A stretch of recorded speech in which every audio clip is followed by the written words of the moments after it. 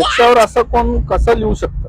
नमस्कार मित्रांनो, सकाळ सकाळी आपण आलेलो डायरेक्ट राधाकृष्णात चेक नाका नाश्ता करण्यासाठी. मसाला डोस्यावरती ताव देऊन आपण निघालोय आपल्या कामावरती. व्हिडिओ काढत होतो तर आपला चाचा जरा मस्ती करत होता. अशा प्रकारे फेरा मारून आपण आलेलो आहे. तर फेरा मारून आपण आलोय आता 16 नंबरला.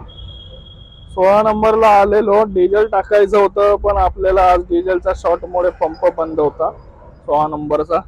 अशा प्रकारे आपण गाडी लावून जरा स्टेशनला गेलेलो. स्टेशनवरून येताना या दादानी रिक्षावरती मस्त चांगले चांगले लाईन्स लिहिलेले, झाडे लावा झाडे जगवा, गड किल्ल्यांबद्दल लिहिलेले आणि आजकालच्या यंग पिढीबद्दल व्यसन करू नका, व्यसनाच्या आहारी जाऊ नका, मस्त संदेश लिहिलेले.